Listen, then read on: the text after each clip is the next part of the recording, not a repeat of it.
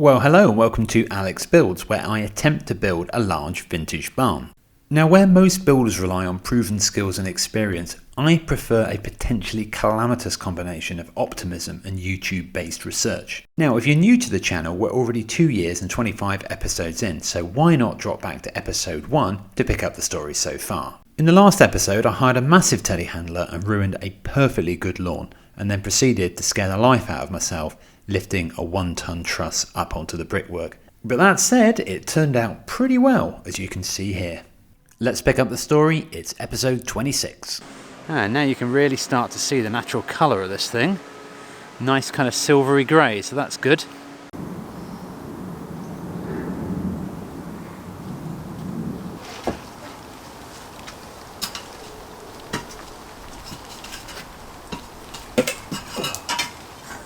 That's why we have hard hats.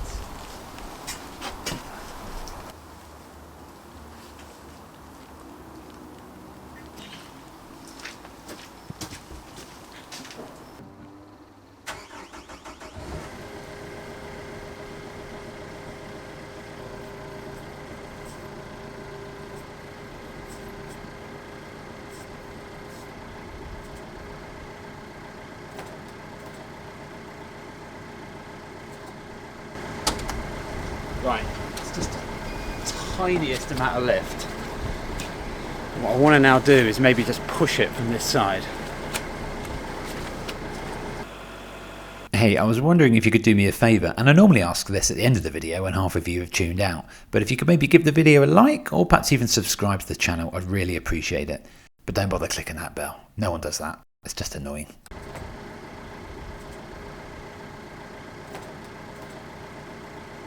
Trustworthy 2x4. It's too long.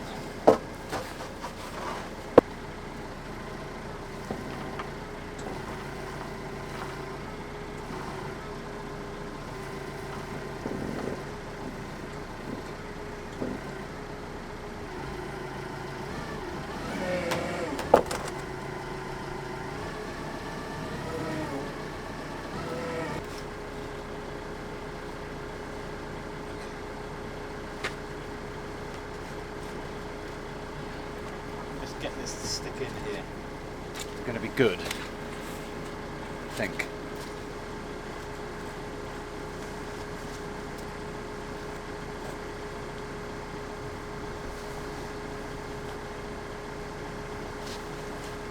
Okay, that is definitely good enough. No more.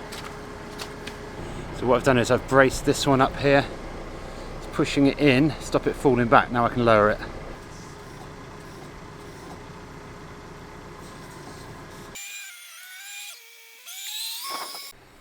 Bit of a tag team effort here from the Avant and the telehandler, whatever that's called.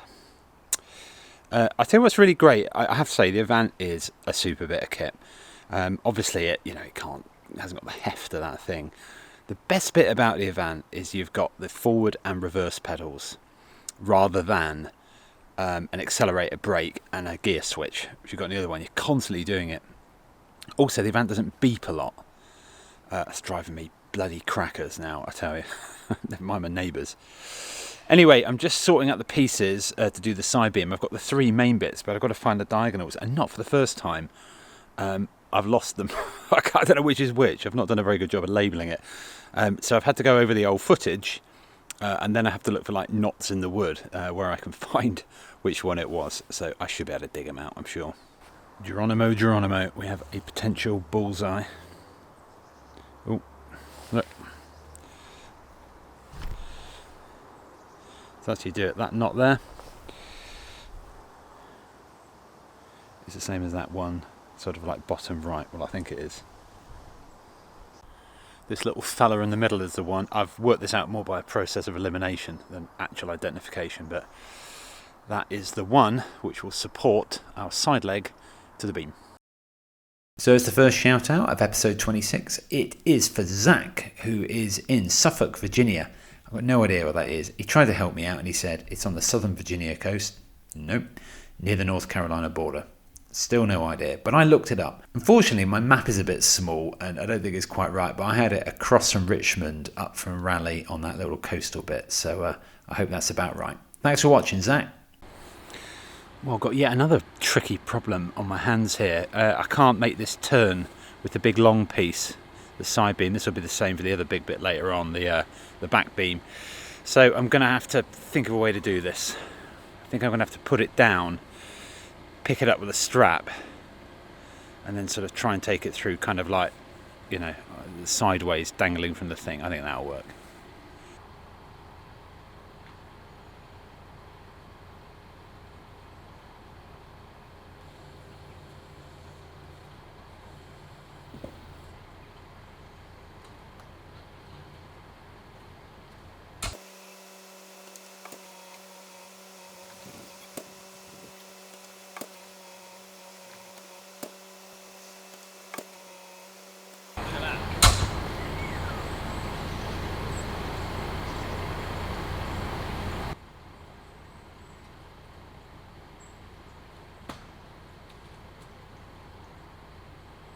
The problem I had here is it kept spinning round, so I just used a strap just to loosely tie it to the front of the loader.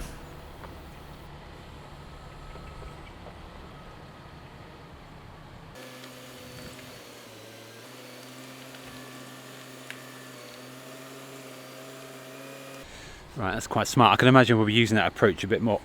This is a perfect opportunity actually to rotate it, because I want the bit that's nearest the telehandler to be sort of like on the outside, well, the back of the barn, if you know what I mean. That's the end it's going to be at.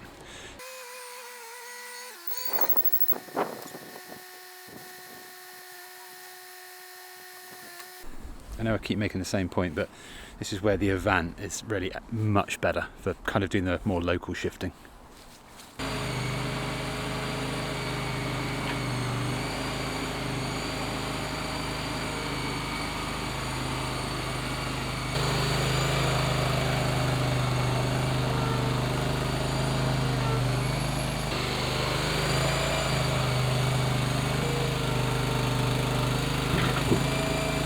Right, it's lunchtime Sunday, that's me done. I'm reliably informed by me pal, JG, that it's going to brighten up this afternoon. And my back is feeling good. I don't know if this went out in the footage before, but I hurt it at the beginning of this. So yeah, no more work this afternoon. I'm just sort of working like an hour here, 2 hours there maximum. I'm working this week, but just going to use gaps in my diary to use the good light and then catch up later on. So this is the side beam, and I've got to cut this to length. So there's the bit down the end that is obviously going to be on the corner, which is all cut out. But this at the minute down this end, I believe, is oversized. So I'm going to go and get that dimension now. This is where it's going to go, horizontally along the, what I'm calling the side edge. So it's going to join up with a truss up the top, and it's going to sit on a post in the corner.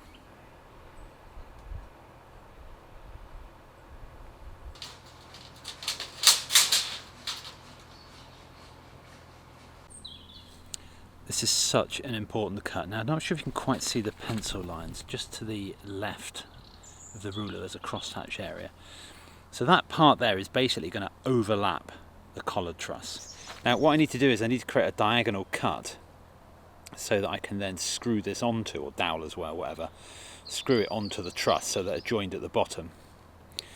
This is where this is going to get a lot of its kind of lateral strength from in terms of shift, but I must stress again, you know, when the whole thing's in, it's not going to be relying on the truss for any sort of support. Anyway, the point is this: I can't afford to balls this up, so I'm going to create a bit of a test go with some 2x4. I think I really need to see this one and take proper measurements off that. Right, I've got the laser up on my tripod. That's normally where this camera lives. I've got a little portable one for that. I don't know if you can see it, but I've got a horizontal and a vertical. So I need to set that horizontal line to be basically at the height of the bottom of the side beam. So I want the top of the side beam to be 230 centimetres, but I'm going to talk in centimetres because that's my thing. All right, get over it. No, only joking. So 230 centimetres, and the thickness of the beam is 20 centimetres. So I basically want that horizontal to be at 210 centimetres. Simple. And yes, I did just check. Actually, I just checked the thickness of the beam, and it's 21 point. Sorry, it's 20. Okay, I'm back to mil. It's 207 mil. So actually, I need to get this to a height of 2093. Yeah.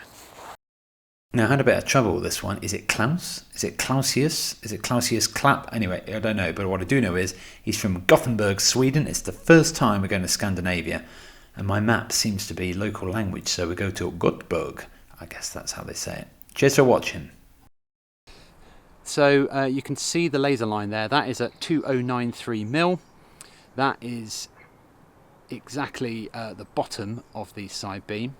Now, I don't actually want the side beam to sit on this concrete pad here or on this wall, because there's loads of weight on it already. That's supporting the truss. Instead, it's going to sit on its own two legs. So I need to cut the leg sizes using the laser here and here. And I say, if anything, I probably want the side beam just to be sitting up a little bit so that it's not pressing down on that. I do, of course, want to tie it in laterally to stop it moving around. So let's get a kind of test frame up, take the measurements, and then we can start working on cutting the legs.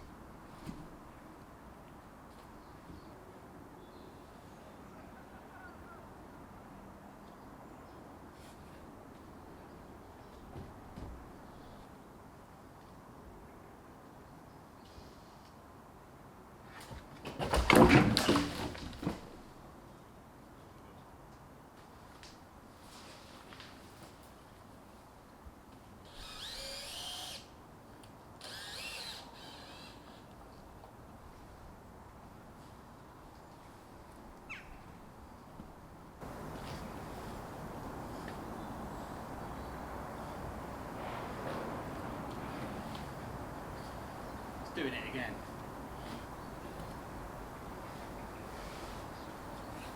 Right.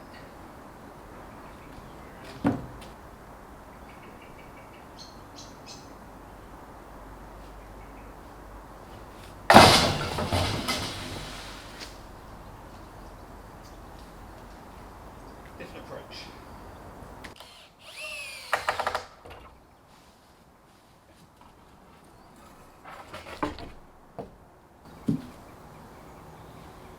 I need that.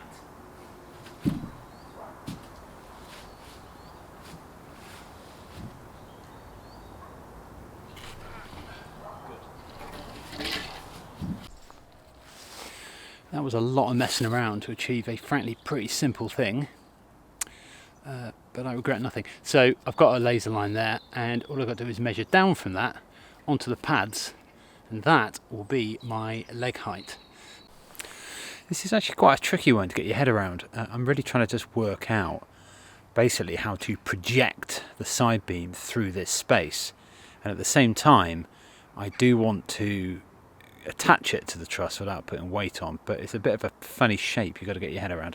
Anyway, I'm going to use a bit of the old Amazon cardboard, see if I can work it out.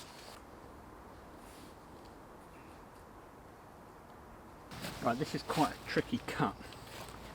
Okay, this is hard to explain because I've got the wood rotated. This is the bottom, okay? This line shows you where the truss is going to intersect. This will be here. So what I've got to do is I've got to take this section out on the bottom, first of all, up to here, all together. Now when I've done that, I can then rotate it, and I've got a bit of a diagonal to do, but that's hard to show you from this angle.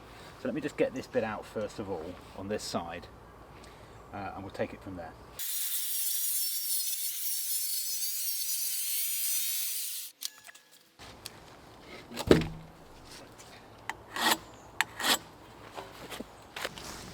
Getting these lines down is not a speciality of mine. So basically the plunge depth is there, and it's about there. So I've got about that much I need to reciprocate out, but it's quite a long stretch. So.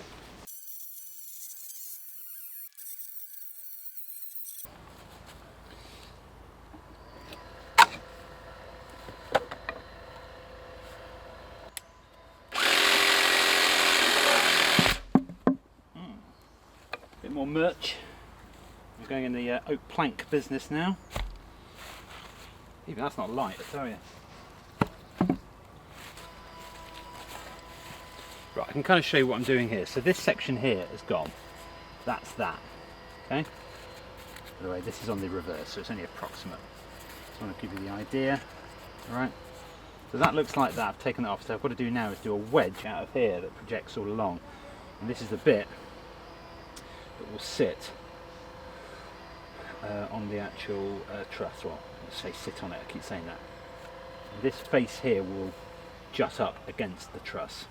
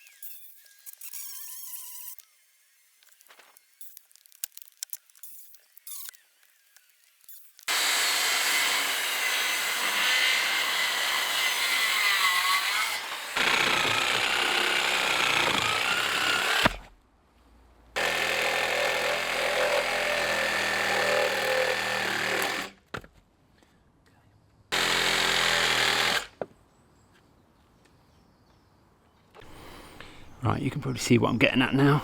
So there you go, there's the shape. That goes underneath. And underneath there. Now eventually I just became dispirited and chopped this bit off. So I was going to have this projecting along. It didn't serve any major purpose, I should say. I just thought if you've got a bit of extra wood, just to put a bit more weight on that side, you know, why not? You know, a few of the rafters, yeah, new word. A few of the rafters could have sat on it, but it's not critical at all. Right, gonna get the legs on now. I need to do a bit of doweling. I thought that would have been straightforward, and that took about an hour and 20. I'm hoping putting the legs on, I've done it once before, should be straightforward. It won't be, but I'm hoping. Okay, the legs are trimmed. That's not a cut you want to get wrong. Measure twice, cut once. I'm fairly confident they are correct, but we're going to find out soon. So I need to get them in with the struts and dowel them.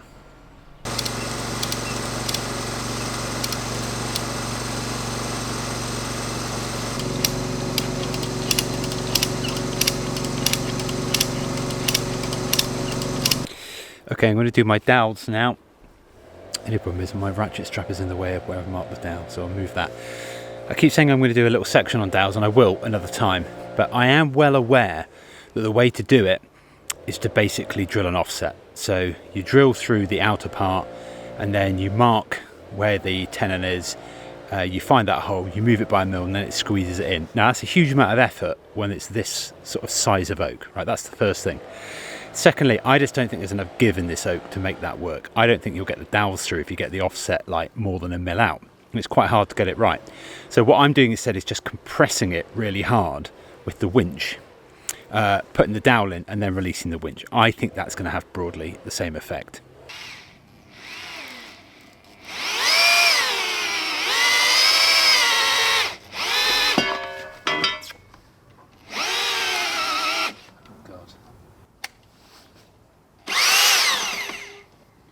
It's not good. Just unscrewed the thing. Oh, lucky escape. I thought I lost that. Trust me, when it goes all the way in, you can't get it out. So, that was a proper lucky escape there. So it just bites, that's the problem. You have to do a smaller hole first, that's the rule. And then go in that way.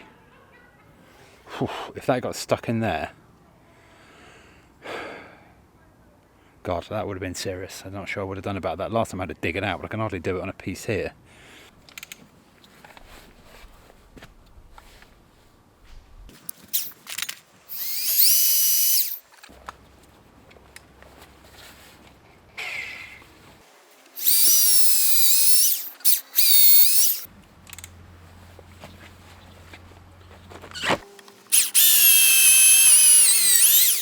Check that hole, knock a dowel in. Like it.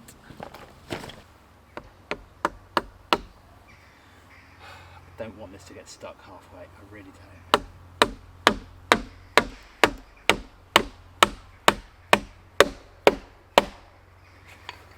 See, that means we are through the other side.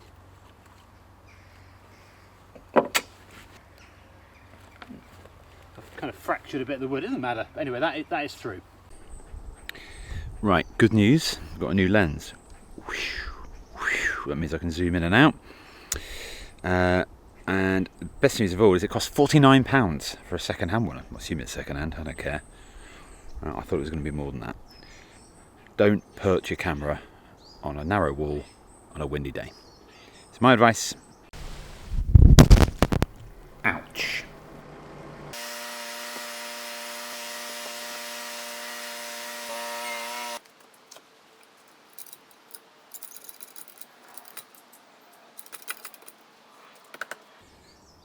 I know my head's not in shot. Struggling to get this and this to go in. This is fine twisted around. There is actually the option just to sort of screw these in, then dowel it, then remove the screw. I think I actually might do that on this occasion. I haven't done it yet. This is a nice little set I bought. See, it's on like a key ring. I know it's nothing particularly special. It's a Milwaukee set. But you know, sometimes you're just going in and out of a big sort of set of bits. It's good just to have a coarse set like that. So I like that.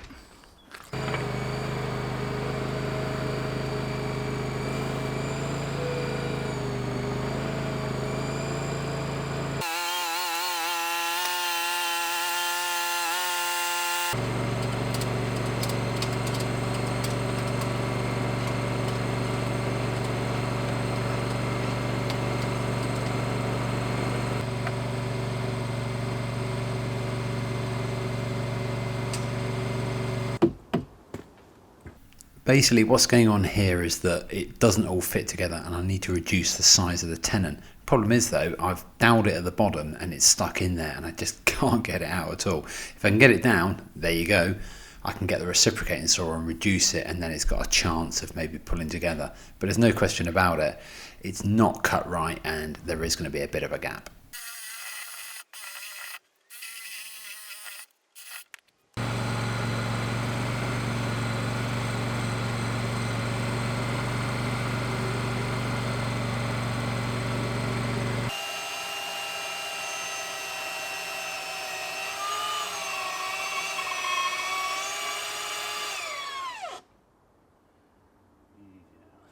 The cardinal rule is no plan, no action. All I'm going to do is simply get the loader in, telehandler in, rotate this and just get it roughly into the position where I think I'm going to be sort of getting ready to do a test fit. But I'm not going to test fit it, least of all because the 2x4 frame is in the way, but I'm just going to stop there.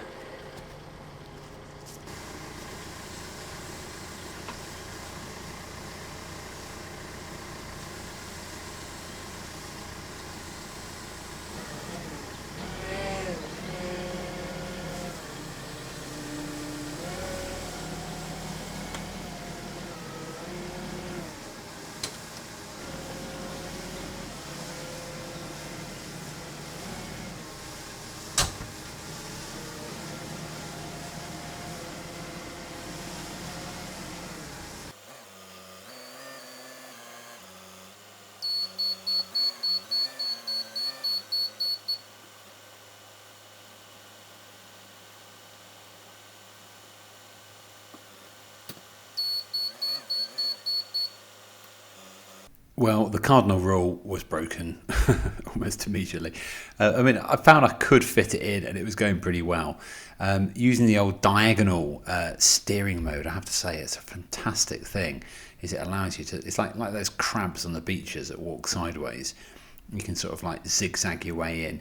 So it was looking like it was fitting pretty well and I just decided when I got there, do you know what, I'm going to go for it. So yeah, I didn't have a plan, but I decided on the action. And as you can see, I'll go back here and it fits in pretty well.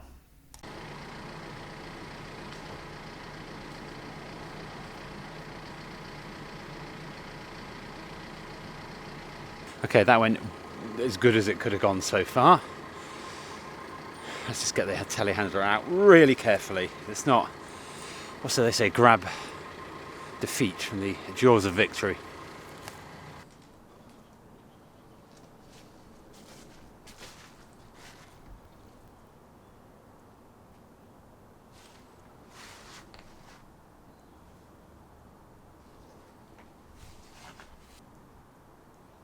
Right, so this has gone in really well.